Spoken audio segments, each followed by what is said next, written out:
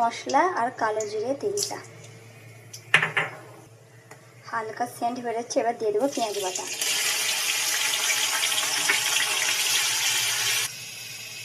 পেঁয়াজটা ভালো করে ভেজে নিতে হবে যেন কাঁচা গন্ধটা না বেরোয়। যখনই তেল এরকম ধরে ছাড়তে আরম্ভ করবে তখনই দিয়ে দেবে 1 চামচ আদা রসুনের পেস্ট, দিয়ে আরও 1-2 মিনিট কষিয়ে নিতে হবে। এইভাবে টক দইয়ে গুঁড়ো মশলাগুলো দিয়ে দিতে হবে।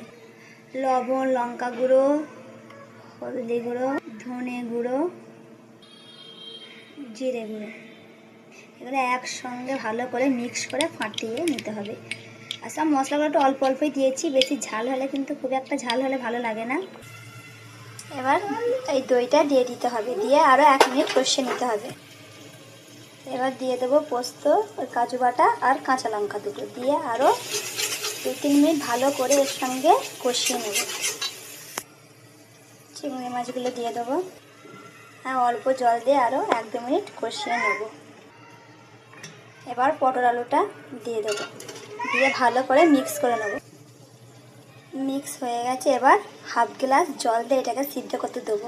আর হ্যাঁ, যখন এই মশলাগুলো আপনারা কষবেন তখন গ্যাসের ফ্লেমটা একদম আস্তে করে দেবেন, নাহলে জোরে দিলে সব মশলাগুলো পুড়ে যাবে, খেতে ভালো লাগবে না।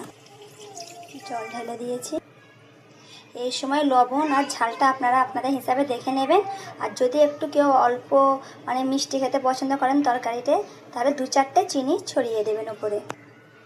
ঢাকনা চাপা দিয়ে 5-7 মিনিট এটা সিদ্ধ করতে দিয়ে দেবো।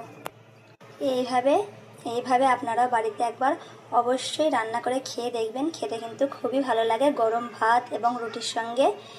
যদি আমার ভিডিওটা আপনাদের ভালো লাগে, লাইক এবং সাবস্ক্রাইব করবেন। Thank you.